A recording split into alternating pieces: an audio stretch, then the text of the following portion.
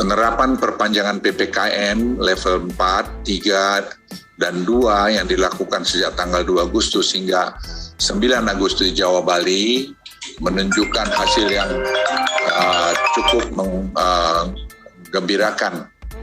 Dari data yang didapat, penurunan telah terjadi hingga 59,6% dari puncak kasus di tanggal 15 Juli 2021 yang lalu.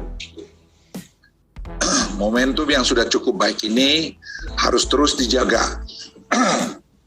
Untuk itu, atas arahan Presiden Republik Indonesia, maka PPKM level 4, 3, dan 2 di Jawa Bali akan diperpanjang sampai tanggal 16 Agustus 2021. Terkait keputusan ini akan dituangkan dalam instruksi Mendagri secara lebih detail. Dalam proses keputusan detail ini pun kami telah berkomunikasi dengan cermat dengan berbagai pihak, misalnya asosiasi mal, perindustrian, dan sebagainya, sehingga detail-detail pelaksanaan ini sudah disiapkan dengan baik oleh berbagai asosiasi. Selanjutnya, perlu saya jelaskan bahwa penurunan kasus dan perawatan rumah sakit juga terjadi di sejumlah aglomerasi di Jawa Bali, kecuali masih ada masalah di Malang Raya dan juga di Bali. Untuk itu, pemerintah akan segera melakukan intervensi kedua wilayah ini untuk menurunkan laju penambahan kasus.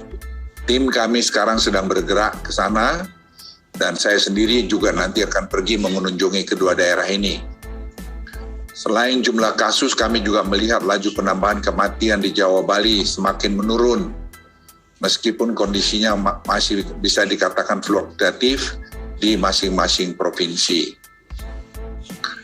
Pemerintah juga sangat mewaspadai kenaikan mobilitas yang tercermin dari kenaikan indeks komposit pasca 26 Juli terhadap kenaikan kasus konfirmasi ke depannya. Hal ini tentunya akan kami pantau sampai minggu depan, mengingat adanya jeda 14 sampai 21 hari dari perubahan indeks komposit terhadap penambahan kasus. Dan ini kami lakukan secara ilmiah dengan bekerja sama dengan Facebook dan juga bekerja dengan Google dan bekerja juga dengan NASA.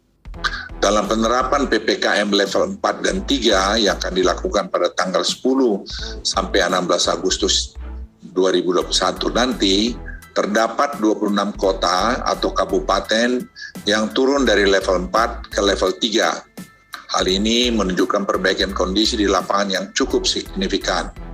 Evaluasi tersebut kami lakukan dengan mengeluarkan indikator kematian dalam penilaian karena kami temukan adanya input data yang merupakan akumulasi angka kematian selama beberapa minggu ke belakang, sehingga menimbulkan distorsi dalam penilaian.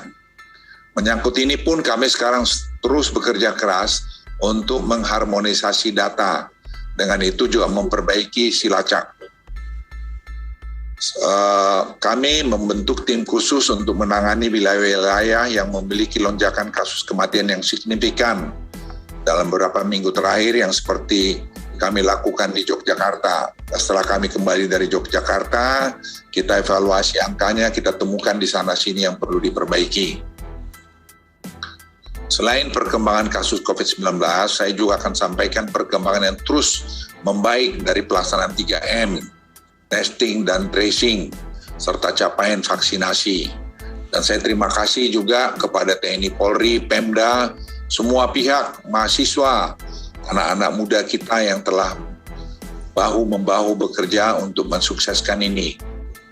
Kepatuhan mengenai menggunakan masker telah mencapai 82%, meningkat 5% dibandingkan bulan Februari-Maret. Dan ini pekerjaan yang tidak mudah. Dan kami himbau juga pada kesempatan ini supaya seluruh masyarakat membudayakan untuk memakai masker ini. Karena kita mungkin akan hidup dalam bertahun-tahun ke depan dengan masker ini. Karena ini salah satu alat di samping vaksin untuk mencegah penularan varian Delta.